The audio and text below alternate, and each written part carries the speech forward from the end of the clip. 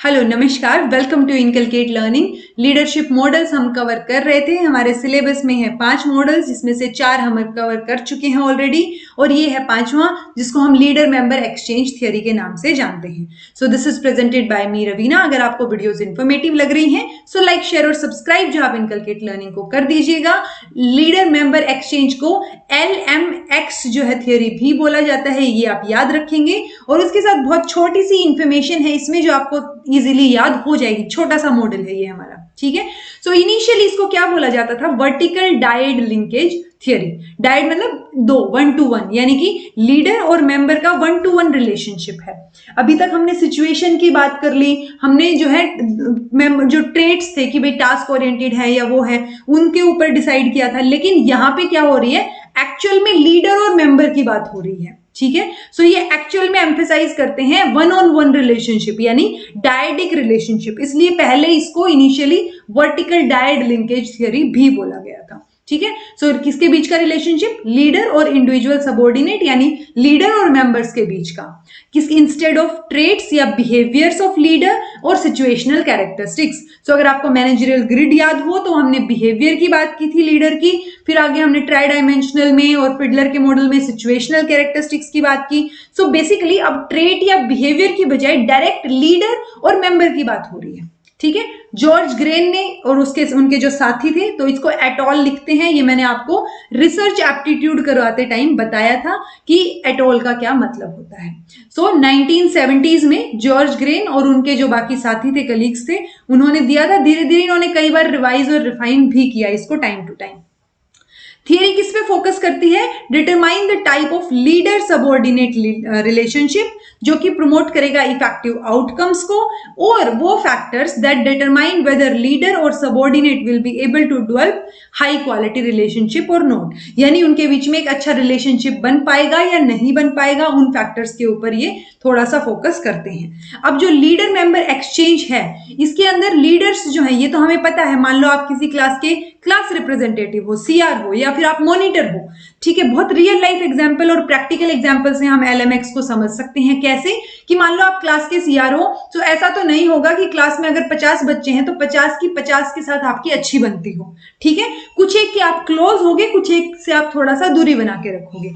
तो जिनके आप क्लोज होगे ना, वो क्या होंगे? इन ग्रुप, और जिनसे आप दूर हैं थोड़ा सा, वो होंगे आउट ग्रुप, ठीक है। यानी 2 ग्रुप बन गए। एक तो आपका जो क्लोज ग्रुप है, जिसके साथ आपकी अच्छी बनती है, म्यूचुअल रिस्पेक्ट है, ट्रस्ट है जिनके ऊपर, और जिनको आप क्या करोगे?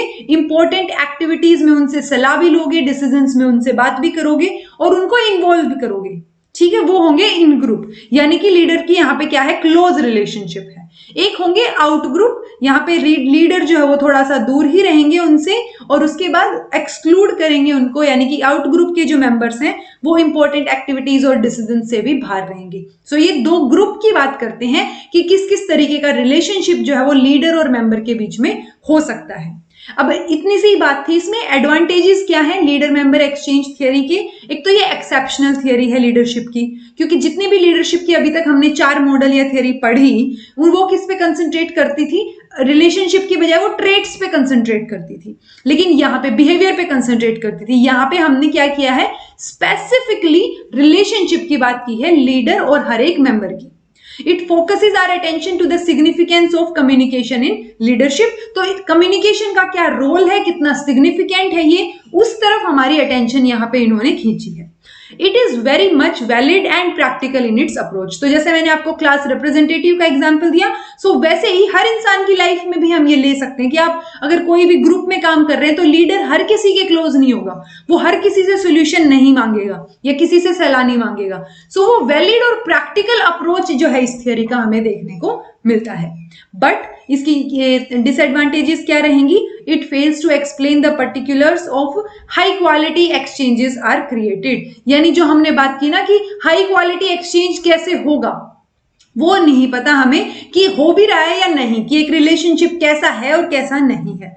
It objected on grounds of fairness and justice, यानी कि अब मान लो क्लास रिप्रेजेंटेटिव है, अब कुछ बच्चे जो है उसके इन ग्रुप में आ गए और कुछ बच्चे जो है उसके आउट ग्रुप में आ गए। अब लेकिन आउट ग्रुप वालों के साथ तो गलत हो रहा है ना, ये बायस्डनेस जो है उसकी तरफ गई हुई है इन ग्रुप वालों के साथ, ठीक है। सो वो एक डिसएडवांटेज है इसका कि कुछ लोगों को स्पेशल अटेंशन मिल रही है, कुछ लोगों को नहीं मिल रही है, और मतलब ये फेयर नहीं हो रहा है जस्टिस, और अगर फेयरनेस की बात करें तो ये यहाँ पे नहीं हो रहा है। ठीक है जी। ऑल्दो जस्टिस और फेयरनेस को हटा के अगर हम देखें तो ये पर्टिकुलरली होता है इन जनरल, जो लीडर मेंबर एक्सचेंज थियरी जो बोल रही है ना, वही हमें, इसीलिए इसको, ये मेजर एडवांटेज क्या है इसका कि ये प्रैक्टिकल अप्रोच है। ठीक है। सो ये चीज आप ध्यान रखेंगे। ये जो है हमारी छोटी सी LMX थियरी थी, आई होप आपको समझ आई होगी। इसी के साथ हमारे पांचों की पांचों जो मेंशन है सिलेबस में, एजुकेशन के नेट के सिलेबस में, लीडरशिप मॉडल्स, वो हमने कंप्लीट कर लिए हैं। So this was all about today. Thank you so much for watching.